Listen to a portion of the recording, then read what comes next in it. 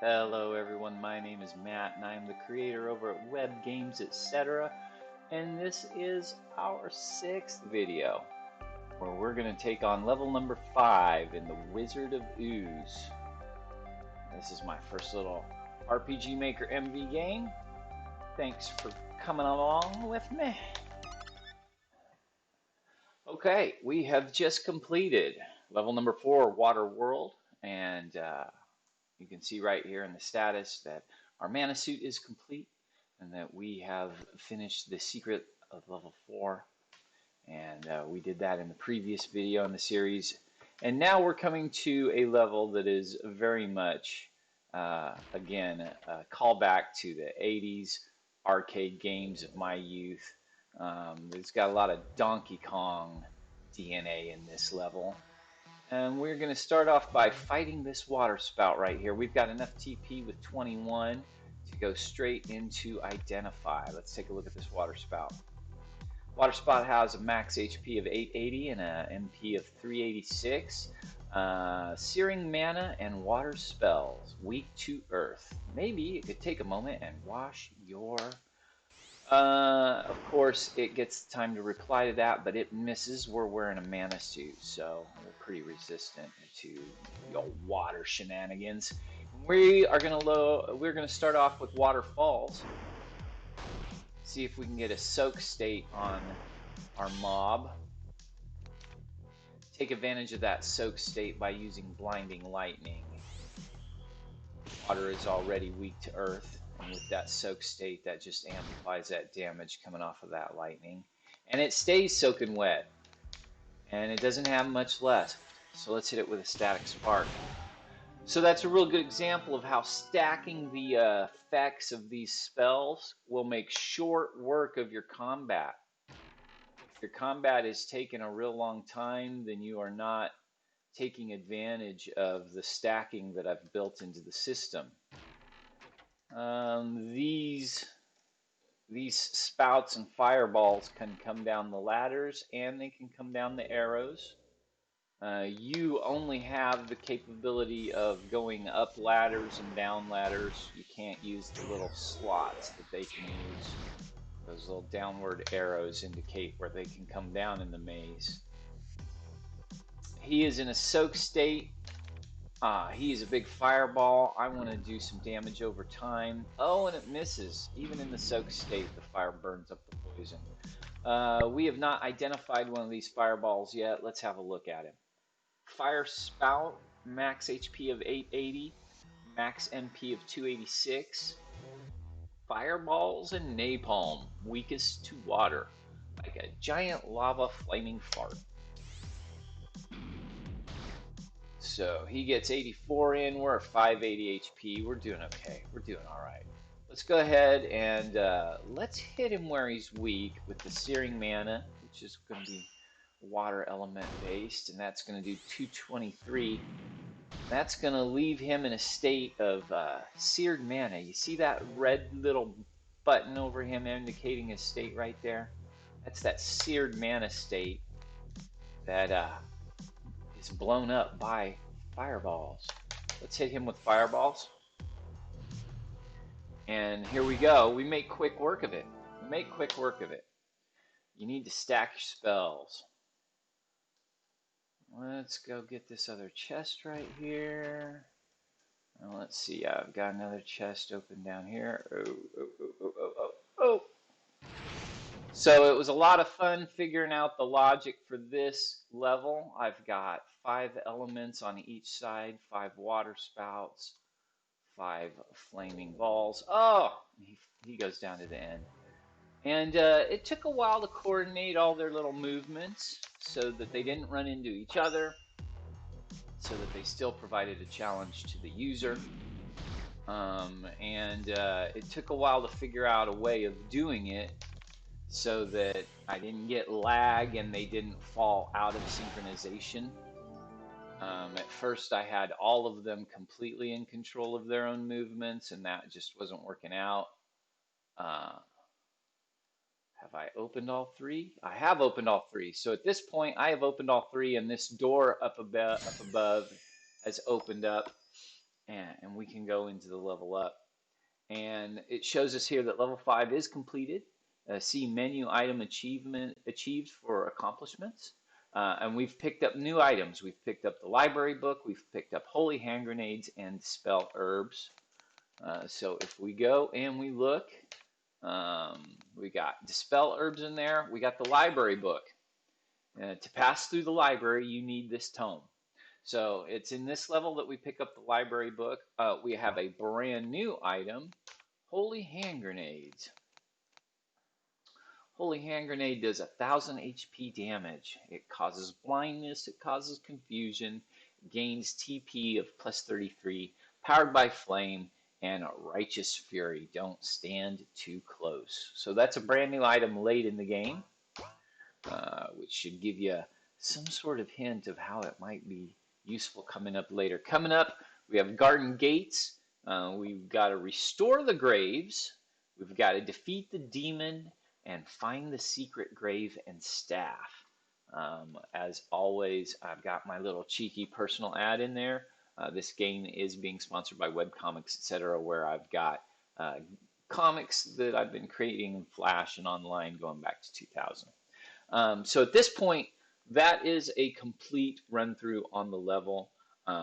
We did blow through a lot of stuff really fast, but that level keeps moving. Now I'm going to go back and I'm going to talk about the secret of the level as it shows right here in our little in between levels. The secret of level 5 was not completed. And if you want to solve that challenge for yourself, if you don't want any spoilers, then you can leave now and join us in the next video. For the rest of us that want to see everything, how it's all coming about. So one of the things I want to do is take a minute and talk about the logistics of creating this. What ended up happening was I ended up putting the timer in these little flaming lamps to the side. And there's a timer there that's parallel, and it doesn't have any animation except for just sitting here. It doesn't have movement, it doesn't interact, so it doesn't ever experience any kind of lag. So that flaming animation is sitting there doing the countdown, sending stuff off at the particular order, and all of these little patterns have been worked out to the nth degree so that they don't over stomp on top of each other. As I've noted before, everything kind of comes in sets of threes, and in this case, we've got this banner down here that's torn, this banner here that's torn, and this banner here that's not torn. So, a very similar puzzle. I don't spend a lot of time trying to make things too terribly difficult. I still want people to be able to feel like they can figure it out. Here is a good time to talk about some of the perspective bend I did here. I took this brick patterns that were provided as default graphics with the RPG Maker MV engine, but then I went into Photoshop and did perspective bending and tried to get this kind of perspective worked out where it looked like you were actually on these ledges that you were having to climb up. And as with all of the levels, I've put in this spot gradient, and it's also got its own kind of perspective bend, that goes along with the perspective background. It's reminiscent of the same colors, the coppers and the browns. So just another custom battle back specific to a level, so that, like I said, every level, the scenery's changing. Every level, I try to make it look, fresh and new and make it look like the level that you're in. And I think that goes a long way to customizing these. The fireball has a fire-based attack, so his attack animation has got that fire in it. It's got that red icon in it. Having run around this corner now and torn this banner so that all three of them match, if you want to rewind and go back and look, you'll see that there was an explosion right in here to indicate that this doorway opened up. And so we're going to go visit that now as soon as that comes down and that comes down and that goes left. here we go. So you actually have come across through the other side of the level up and into the garden gates here, where this little barrier is got this little fairy sectioned off. Let's talk. Hello, fair hero. You have been clever indeed to find me here, but the garden entrance has been corrupted by the Gargan, protected by the wandering vine balls. You mean that purple oozing H.R. Geiger alien sack of slime over there? Yeah, that's the one. Gargan, a demon ooze, was summoned by the Wizard of Ooze to poison the water of the Tree of Life, destroying the garden and barring the gate. Yeah, them's the breaks. They knocked me out good, left a big old knot on my head, took all my gear, and threw me naked under the dungeon. And there was this slippery. Okay, that's not important. Shut up! So, I would never teach this spell to anyone, but to defeat the Gargan, you have to defeat the Vine Balls. This spell will help you defeat Vine Balls. You have to promise you will not use it on any innocent plants, or I will find you and make purple leaves grow out of your head. I guess so. Well. Look me in the friggin' eye! I will find you and I will make big purple petals grow out of your head where your hair should be if you use this spell on nice friendly plants! Right, got it. New spell, Icy Veins. When you attack the Gargan, the plant ooze will rally to protect him. Freeze those vine balls. Okay, alright, thanks for the help. I'm not kidding. Don't freeze any friendly plants. The eye sees all. Yeah, I bet the eye sees all, yeah. You won't even get a cool eyeball. It'll just be big, huge, stupid petals where your hair should be. Don't freeze nice plants and flowers and stuff.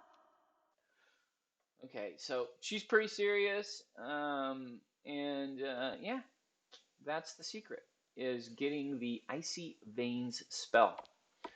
So now, when we come back through, we see that the level 5 is completed and that the secret of level 5 is completed. And we are ready to transition from the Spouts and Splatters level up to Garden Gate.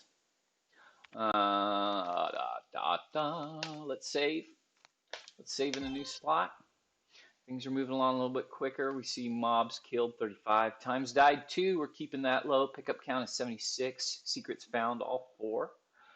So thanks for coming along with me here for level number 5. And join me in the next video coming up Garden Gates. We're going to restore the graves and defeat the demon and find the secret graven staff. Thanks very much for joining along. Have fun playing. See you in the next video.